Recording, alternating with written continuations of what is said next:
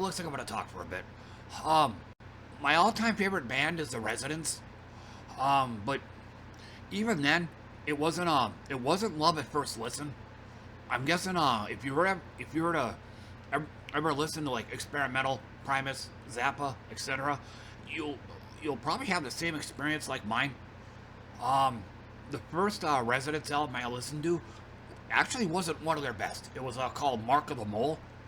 I first heard it, I'm like, what the fuck is this? I mean, the shit was out there. I've never heard anything like it, but um, then it was also probably one of the few times where listening to their best of or their greatest hits albums actually would be a good place to start.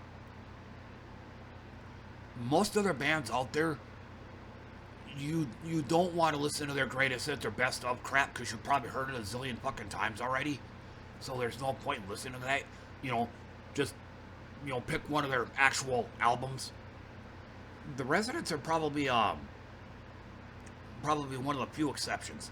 But Zappa, um, kind of the same thing.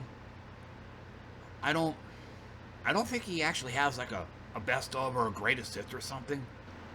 Okay, but yeah, but it was their I wish I could remember the name of it. I would also say they're Our Finest Flowers. It's like their 20th anniversary album,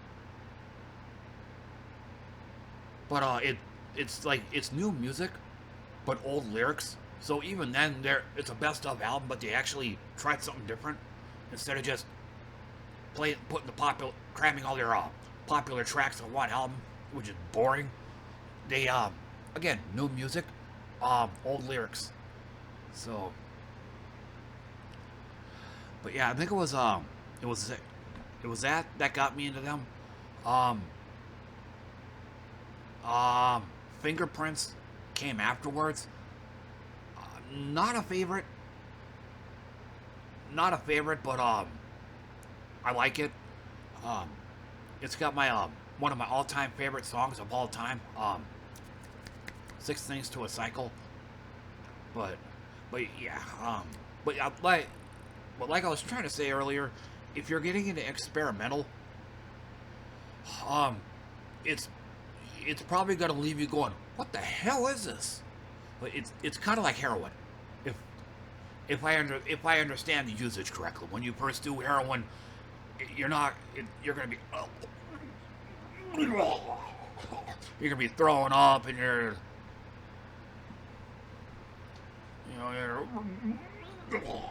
gonna be throwing up and you're nodding off because your body's not used to it.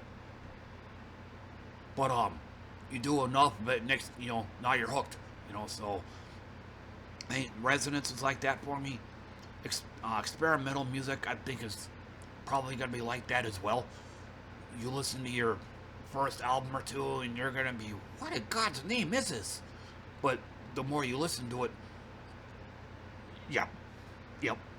The more you listen to it, the more you'll actually like it. But you can't, especially with risky, for lack of a better word, risky music when they're actually trying to do something different. You can't you can't expect to fall in love with the album immediately right off the bat or anything like that. It's gonna take a few listens. You're gonna have to listen, a few here and a few there, because you're not used to it. If you're anything like me, you're probably used to mainstream music or the music that you hear at Walmart radio. So you go from listening to nothing but that, and then you throw on the Resonance, and then you're like, what is this? This ain't even music. That's another thing I hear a lot about them. This ain't even music. I mean, sometimes they're right if there's like no rhythm at all. But there is a genre for it. It's called ambient. I mean, pop. I never even heard of that one. Here, let me go ahead and type that down. Yeah, bright light.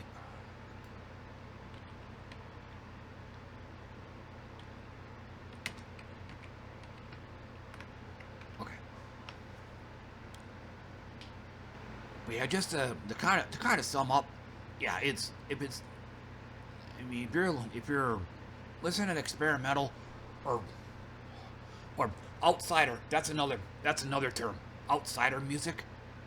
Um, yeah, any of that kind of music, you know, if it's something you've never heard before, totally out of your comfort zone, you you can't expect to like it on your first listen. So it's gonna take more than one try, for lack of a better word, until eventually you'll come to a conclusion. Either you like it or this is not your thing, and then you move on.